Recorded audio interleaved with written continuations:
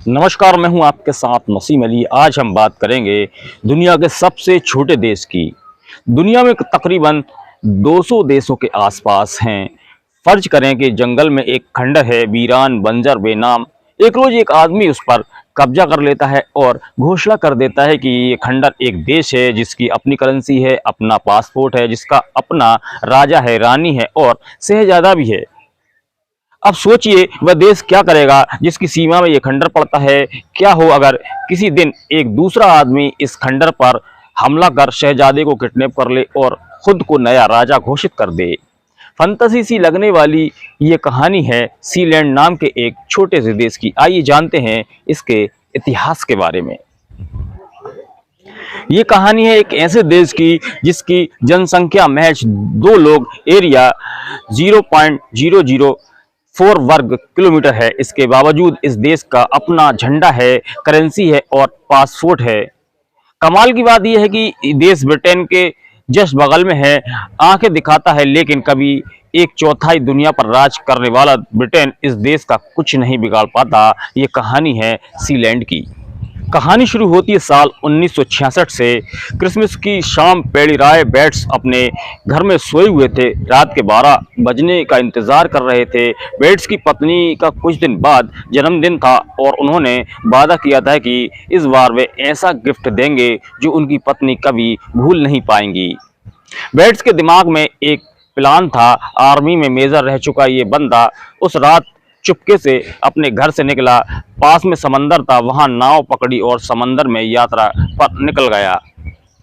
Bets कुछ 20 kilometre दूर जाकर बेट्स की नाव रुकी। समंदर के बीच बीच एक तोप खाना बना हुआ था, एक समुद्री किला। वहां जाकर वो रुक गए। हालांकि किले से किसी महलनुमा आकृति की कल्पना मत कर लीजिएगा। 2 खंभों पे ऊपर बना कंक्रीट का एक प्लेटफार्म जिसे द्वितीय विश्व युद्ध के दौरान ब्रिटिश फौज के इस्तेमाल के लिए बनाया गया था।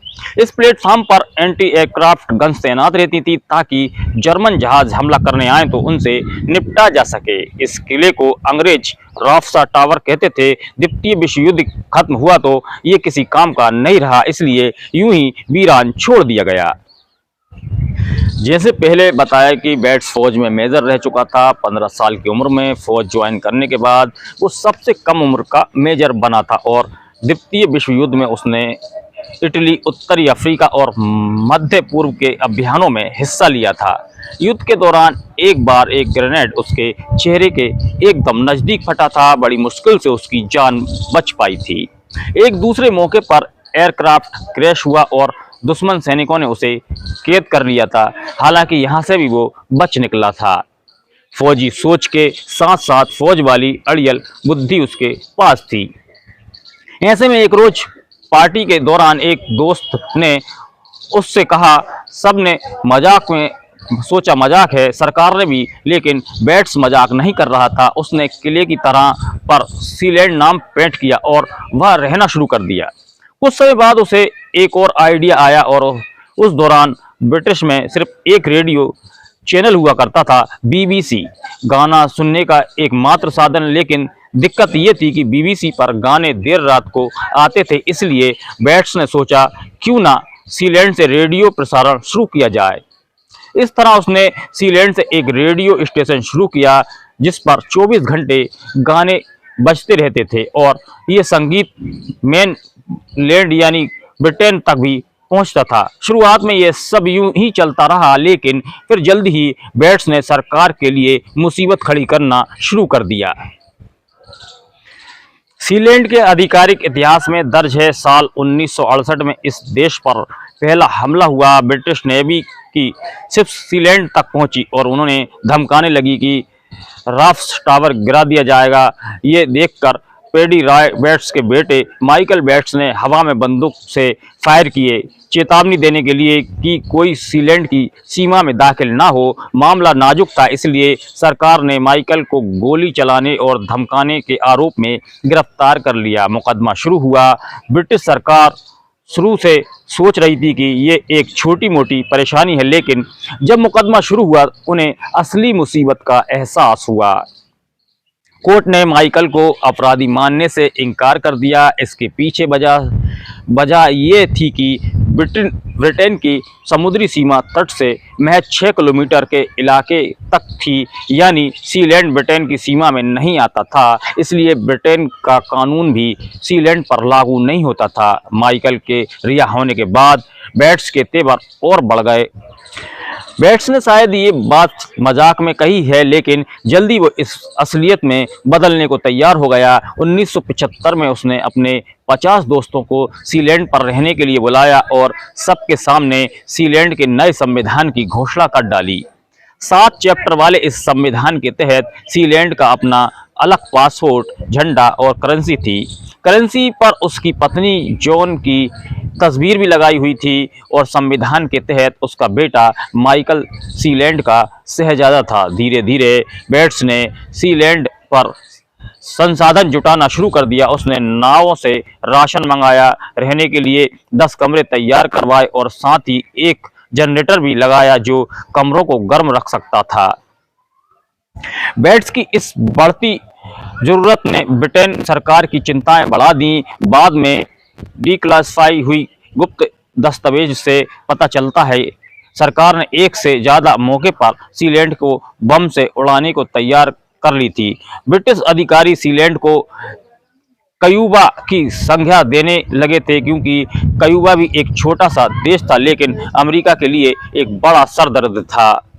प्रैक्टिकली सोच तो सीलैंड किसी भी हाल में एक देश कहलाने लायक नहीं था, ना किसी दूसरे देश से उसे मान्यता मिली थी। फिर भी उसके साथ वो सब कुछ हुआ जो एक देश के साथ होता है। 1968 में उसने ब्रिटेन के हमले से खुद को बचाया। इसके बाद एक मौका ऐसा भी आया जब सीलैंड पर तख्तापलट की कोशिश हुई। साल 1978 की बात है। ऑस्ट्रेलिया एक हीरो के व्यापारी ने पेडी रॉय बेट्स और उनकी पत्नी को अपने देश आने का न्योता दिया। बेट्स दंपत्ति ऑस्ट्रेलिया गए, लेकिन उनका बेटा माइकल सीलैंड पर ही रहा। ऑस्ट्रेलिया में बेट्स को पता चला कि उसके साथ धोखा हुआ है। ऑस्ट्रेलिया में कोई व्यापारी उससे मिलने नहीं आया। वही उसे पता चला कि किसी जर्मन नागरिक ने उसके देश पर कब्जा कर लिया है। बेट्स के जाने के बाद एक हेलीकॉप्टर सीलैंड तक आया। उसमें से कुछ लोग उतरे और उन्होंने प्रिंस माइकल को बंधक बना लिया। जिसने बंधक बनाया उसने खुद को सीलैंड का प्रधानमंत्री घोषित कर दिया। हालांकि बेट्स ने भी हार नहीं मानी। उसने कुछ लोगों के साथ सीलैंड पर जवाबी हमला कर दिया। शहजादे माइकल को छुड़ा लिया गया और जर्मन द्वितीय विश्व युद्ध के बाद एक बार फिर भागने पर मजबूर हो गए। हालांकि बेट्स ने सबको आज़ाद नहीं किया। उसने एक जर्मन को बंधक बनाकर रख लिया और छोड़ने के एवज में 30 लाख रुपए की मांग की। मामला इतना आगे बढ़ा कि ब्रिटेन में मौजूद जर्मन राजदूत को सामने आना पड़ा। राजदूत खुद हेलीकॉप्टर से सीलैंड गए और बेट्स से बातचीत कर जर्मन नागरिक को छुड़ाया। बेट्स को अपने 30 लाख तो कभी नहीं मिले, लेकिन उसके लिए एक बड़ी जीत थी। उसने दावा किया कि चूंकि जर्मनी का राजदूत उससे समझौता करने आया था, इससे ये तय होता है कि वे उनके मान्यता देते हैं। अब टेक्निकली सही भी थी। वहीं ब्रिटिश सरकार के पास बेट्स की दलीलों का कोई जवाब नहीं था। वो उस पर हमला भी नहीं कर सकते थे। इससे उन्हें शर्मिंदगी उठानी पड़ती और दूसरा कोई चारा भी नहीं था। इसलिए कई सालों तक बेट्स सीलैंड पर अपनी सत्ता चलाता रहा। साल 1987 में ब्रिटिश सरकार ने सीलैंड से निपटने का एक दूसरा रास्ता निकाला। उन्होंने अपनी समुद्री सीमा 6 किलोमीटर से बढ़ाकर 22 किलोमीटर कर दी। इससे हुआ ये कि सीलैंड ब्रिटेन की सीमा के अंदर आ गया, यानी लीगली अब वो अलग देश नहीं हो सकता था। तो क्या सीलैंड का अस्तित्व यही खत्म हो गया? जवाब है नहीं। सीलैंड 2023 में भी खुद को एक अलग देश मानता है। 2012 में पेडी रॉय बेट्स की मौत के बाद उनका बेटा माइकल इसे चलाता है। माइकल खुद ब्रिटेन में रहता है, लेकिन सीलैंड की रक्षा करने के लिए 2 गार्ड्स इस पर हर समय मौजूद रहते हैं। यही 2 लोग अब इस देश के नागरिक हैं। बाकी लोग चाहें तो इस देश की करेंसी और डाक टिकट खरीद सकते हैं और ये लोगों को उपाधि भी देता है। मसलन मशहूर अंग्रेजी गायक एड शीरन का नाम आपने सुना होगा। शीरन को सीलैंड से बेरन की उपाधि मिली हुई है। इतना ही नहीं, सीलैंड की अपनी फुटबॉल टीम भी है जो फीफा द्वारा मान्यता प्राप्त तो नहीं है, लेकिन फिर भी देश विदेश के कई मुकाबलों में हिस्सा लेती है। दोस्तों, फिर मिलेंगे एक नई कहानी के लिए। जब तक दीजिए इजाजत और हमारे चैनल को सब्सक्राइब जरूर करें।